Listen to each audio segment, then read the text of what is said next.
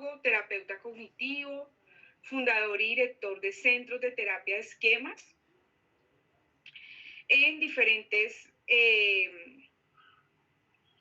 estados de Estados Unidos y también en Europa. Ha presentado seminarios en todo el mundo en los últimos 23 años. Ha publicado artículos en revistas especializadas, capítulos de libros, manuales y libros completos relacionados con la terapia centrada en esquemas, con el papel que cumplen los esquemas, tanto en la comprensión de la salud como de la enfermedad. Y bueno, es un terapeuta, al igual que Albert Ellis y Aaron Beck, que publican desde su propia experiencia terapéutica, es decir, desde su propio ejercicio como tal clínico. Bien, para entender en qué consiste la terapia centrada en esquemas, primero necesitamos entender qué son los esquemas,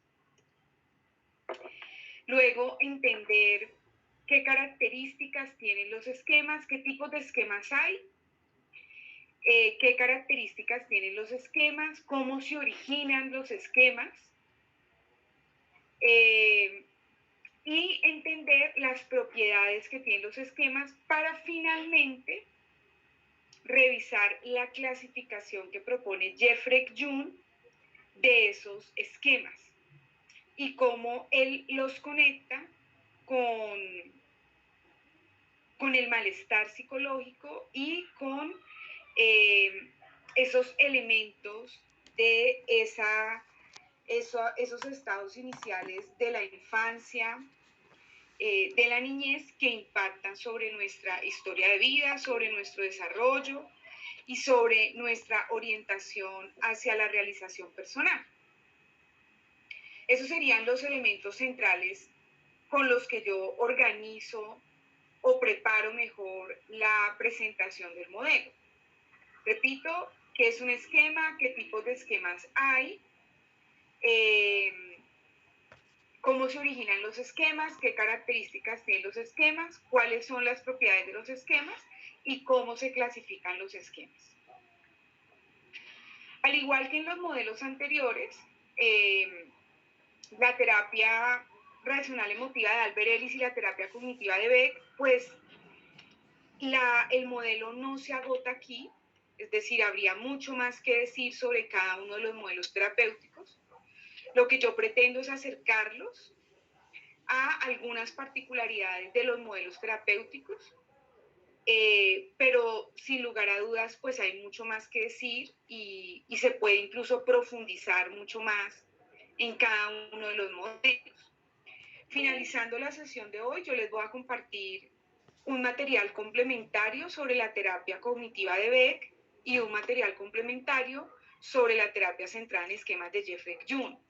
Ya les había enviado material complementario sobre la terapia racional emotiva de Albert Ellis. Entonces, están pendientes ese material complementario sobre terapia cognitiva de Beck y terapia centrada en esquemas de Jeffrey June, para quienes pues estén allí interesados en hacer esa revisión. Bien, entonces, ¿qué es un esquema? Los esquemas son creencias profundamente consolidadas que están asociadas a nosotros mismos, pero que también están asociadas a nuestra percepción sobre los otros, sobre el mundo, incluso sobre el futuro. Estas creencias se aprenden muy al comienzo de la vida y durante mucho tiempo son lo que sabemos sobre la vida, es decir, es nuestro referente sobre lo que es la vida. Esas creencias entonces nos ayudan a ubicarnos o a tener unas concepciones iniciales acerca de lo que es ser feliz, de lo que es saludable, de lo que es ser bueno, de lo que es ser esposa, de lo que es ser hijo, de lo que es el amor, de lo que es la muerte, ¿sí? Y entonces, por lo menos inicialmente, es todo lo que como individuos sabemos sobre la vida. Errado o no, pues resulta importante para nosotros La basura. porque en su momento es lo único La que basura bien tenemos martes. que nos da alguna orientación sobre esos Claro aspectos que de la no, vida claro que y sí. de la existencia humana. Los esquemas son considerados por nosotros como verdades, Está arriba. pues influyen en la manera como procesamos nuestras experiencias, como construimos nuestras experiencias y hacemos interpretaciones de esas experiencias, eventos o situaciones que vivimos. Y esas creencias entonces las asumimos como verdades y pues ya hemos venido discutiendo porque esto no es exclusivo de la terapia centrada en esquemas. Allí aparece el primer error que cometemos nosotros cognitivamente y es creer que lo que pensamos es una verdad absoluta. Y negamos al mismo tiempo entonces que existen otras posibles formas de interpretar esa misma situación, es decir, otras posibles verdades. Ese se convertiría en el primer error cognitivo, que ya lo hemos discutido anteriormente, pero que Jeffrey Jung, digamos, destaca. Esos esquemas se convierten también en nuestras verdades y por eso incluso pues nos cuesta que sean puestas a prueba, o sea, nos cuesta aceptar e incluso que nosotros mismos nos dispongamos para poner a prueba esos esquemas y esas creencias.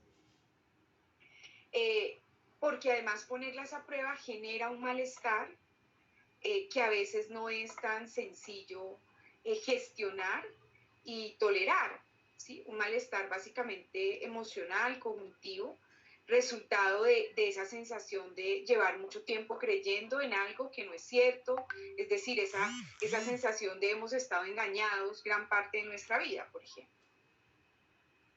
Esos esquemas comienzan como representaciones que están basadas en esa realidad de niños. Y eso significa entonces que los esquemas no son estables. Nosotros somos los que decidimos en últimas instaurarlos y mantenerlos estables. Pero los esquemas en sí mismos pueden actualizarse y movilizarse en la medida en que nuestra realidad también va cambiando. Es decir, nosotros no nos quedamos situados en esa realidad de niños, sino que nosotros, en la medida en que vamos avanzando evolutivamente en nuestros estadios del desarrollo, pues también esa realidad se va movilizando. Pero esos esquemas sí inician basados en esa realidad de niños. Los esquemas en cada uno de nosotros reflejan de modo muy exacto cómo fue ese ambiente inicial. Y por eso yo decía hace un momento, cuando estábamos en la puesta en común, que cuando uno, desde estos planteamientos de Jeffrey Jung, cuando uno escucha a alguien, ve reaccionar a alguien ya adulto, ya joven, uno puede hacer conclusiones de cómo fue su ambiente inicial, porque nosotros somos un reflejo de eso, de cómo fue y de qué características tuvo nuestro ambiente inicial. Ahora, entendiendo ya que es un esquema, es importante precisar que hay diferentes tipos de esquemas. Hay esquemas positivos o adaptativos, esquemas negativos o inadaptativos o desadaptativos. Y también están los esquemas tempranos o tardíos. Esos esquemas pues, positivos o adaptativos que todos tenemos son esquemas que como creencias aportan a que el individuo se oriente de manera positiva a la toma de decisiones, a que el individuo experimente satisfacción consigo mismo, con la manera como orienta justamente sus decisiones, su vida. Pero también están los esquemas negativos o inadaptativos que generan justamente lo contrario. Son esquemas entonces que direccionan al individuo hacia la frustración, hacia una dificultad de moverse de manera armónica y tranquila en esos diferentes contextos en los que está inmerso. Y cuando hablamos de esquemas tempranos, pues hoy son esquemas que se adquirieron a temprana edad, en los primeros años de vida. Y con esquemas tardíos, pues nos referimos a esquemas que también se pueden adquirir a partir de la adolescencia, en la adultez joven, ¿sí? Luego en la adultez, es decir, en cualquier otro momento de la vida que no sea en esas etapas tempranas. Sin embargo, para Jeffrey Jung, el problema está en los esquemas tempranos, no tardíos, y en los esquemas inadaptados o inadaptativos y no en los adaptativos. Por tanto, la terapia centrada en esquemas hace énfasis en los esquemas tempranos inadaptativos, en el reconocimiento de ellos, en la comprensión de esos esquemas, en el análisis de cómo esos esquemas están dando cuenta de las experiencias vitales del paciente, de las necesidades no satisfechas y, muy importante, de algunas características de ese ambiente familiar inicial. Entonces, es como el elemento de trabajo de la terapia centrada en esquemas, los esquemas tempranos inadaptativos. Estos esquemas, según Jung, son temas extremadamente estables y duraderos, compuestos por recuerdos, emociones, cogniciones y sensaciones corporales. Pueden ser sobre nosotros mismos o sobre nuestra relación con los otros, sobre el mundo, sobre el futuro. Estos esquemas se desarrollan en la infancia y se van elaborando a través del curso de la vida en cada uno de nosotros de manera particular, dependiendo de nuestra historia de vida y de las características de nuestro propio sistema cognitivo. Y en esa elaboración a través del curso de vida, pues se pueden ir reconfirmando esos esquemas inadaptativos tempranos o se pueden ir, digamos, reevaluando, replanteando, flexibilizando. Y una característica muy importante para que sean inadaptativos es que tienen un alto grado de disfuncionalidad. Y esa disfuncionalidad genera malestar en la persona. Esos esquemas, al activarse, generan malestar emocional, cognitivo, conductual. Quiero volver sobre los aspectos que están allí, digamos, destacados en otro color. Son estables y duraderos los esquemas. Si hay algo resistente al cambio, son los esquemas. Y como lo decía hace un momento, se vuelven estables porque se convierten en lo que nosotros conocemos sobre la vida, sobre el mundo. Pero muy importante, no solamente esos esquemas aluden a una cognición, a una idea o a un pensamiento, sino que estos esquemas, como son temas de manera más amplia, no simplemente son una idea o un pensamiento, sino que un esquema tiene que ver con un tema o con un constructo más amplio. Por ejemplo, los hombres son malos. Eso no solamente es una idea o un pensamiento, sino que tiene que ver con un tema más amplio asociado a qué son los hombres o a cómo definimos a los hombres. Es decir, ya no es solamente una idea o una creencia, sino que ya es un tema más amplio.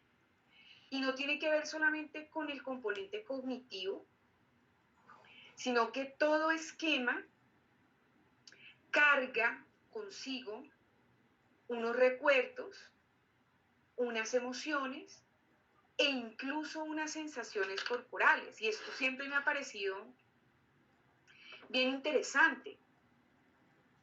Imaginémonos el esquema, todos los hombres son malos, ¿sí? Allí hay unas ideas asociadas a ese esquema, por supuesto, unas cogniciones. Engañan, son infieles, hacen sufrir, pagan mal, traicionan, bueno, todo lo que ustedes quieran pensar allí.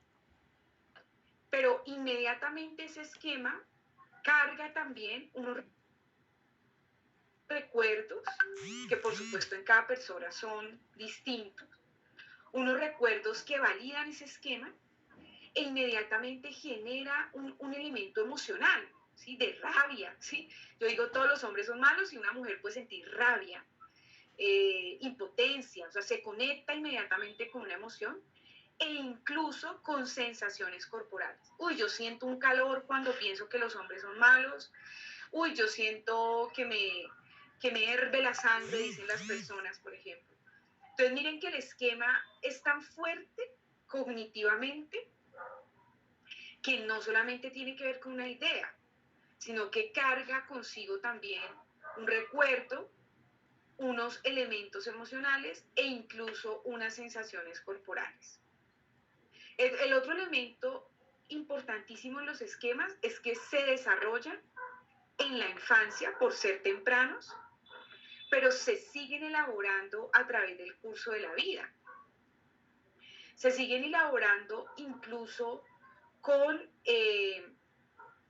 experiencias de autoconfirmación o lo que los psicólogos sociales llaman profecía autocumplida, donde la persona sin darse cuenta genera acciones o propicia acciones para confirmar sus esquemas y entonces seguir validándolos e interiorizándolos aún más en su sistema cognitivo, o por el contrario, permitiéndose, eso depende de cada persona, eso sería lo esperado incluso en el marco de un proceso terapéutico desde la terapia centrada en esquemas, que la persona se permita poner a prueba justamente ese esquema en otro momento de su vida y eso le permite entonces elaborar ese esquema en cuanto a flexibilizarlo o a invalidarlo totalmente, ¿no? Y después de cierto tiempo decir definitivamente eso es lo que yo creía, no es cierto, no es así como yo lo pensaba.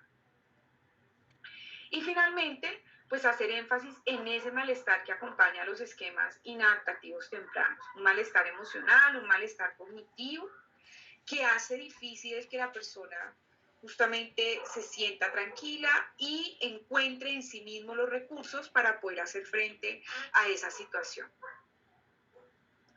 En la vida adulta, estos esquemas son activados o desencadenados por acontecimientos vitales, acontecimientos de diferente tipo, ¿sí? Una situación, una experiencia, una conversación, una persona de manera particular.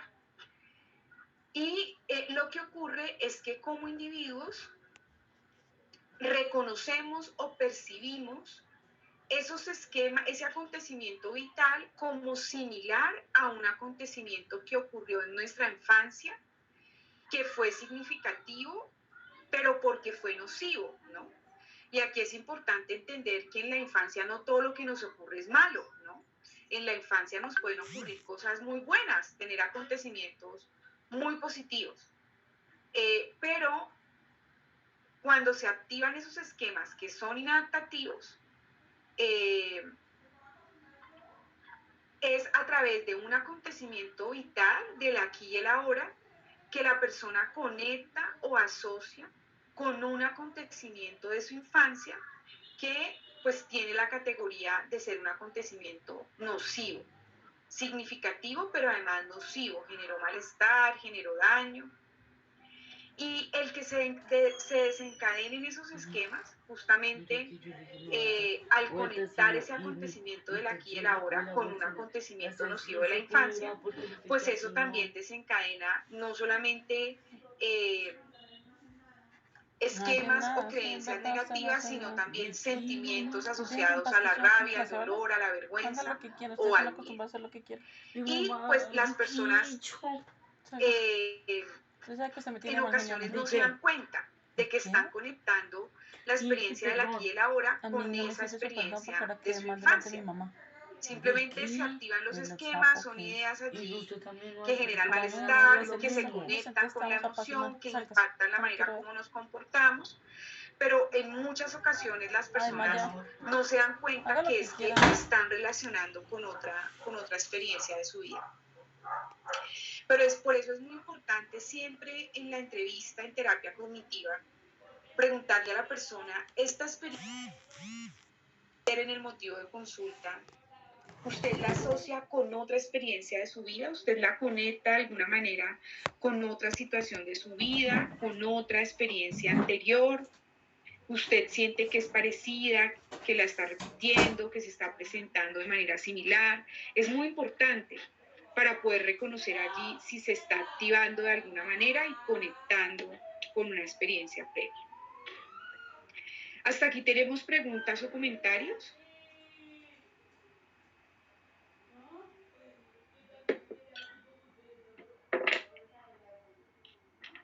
¿Están ahí? Profe. No, profe, todo claro. Bien.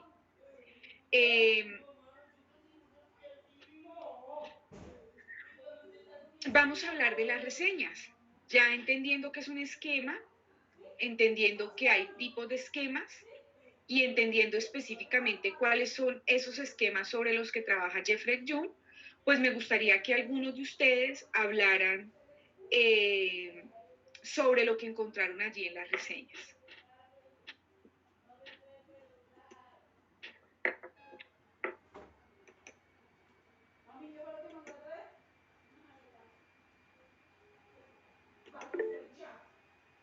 Dayana, cuéntanos.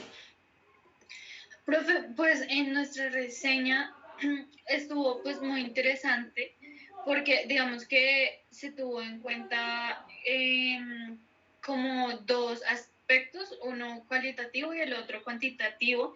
Se realizó en personas, no dice si, pues lo pusimos como A, B, C y D. Y me gustó mucho de este artículo como la relación que hacen y las comparaciones que hacen. Porque en la primera parte mencionan que el paciente A va por un malestar con su mamá y por una ruptura amorosa. Entonces encontraron los esquemas de abandono, inestabilidad, dependencia, atadura emocional e inmadurez. Y ya en la parte de resultados con respecto al paciente A, indican que era como por unas cuestiones de la infancia, el problema con su mamá, por cuestiones de la infancia, pues que tenían como muchos conflictos y ya en esa etapa de la vida de la persona seguían teniendo como esos conflictos. Pero... Bien, ahora, para Jeffrey Jung, esos esquemas se originan o se adquieren, esos esquemas tempranos inadaptativos, a través de experiencias vitales, a través de experiencias que han ocurrido en esos momentos iniciales de la crianza, en la infancia, que tuvieron un impacto justamente porque son nocivos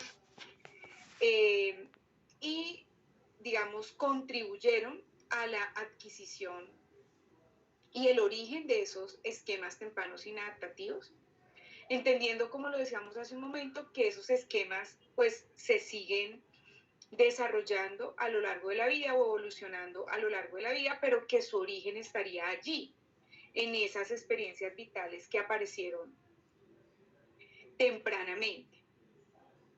Para Jeffrey Jung, hay 4 tipos de experiencias vitales, y yo digo para Jeffrey Jung porque probablemente no sean las únicas, pero él las propone desde su experiencia como terapeuta.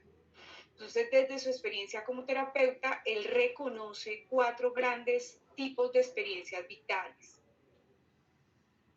Y pues la idea es un poco reconocer cuál sería el tipo de experiencia vital del paciente con la que él está conectando su experiencia del aquí y el ahora, que lleva a que los esquemas se activen y que lleva entonces a generar ese malestar psicológico.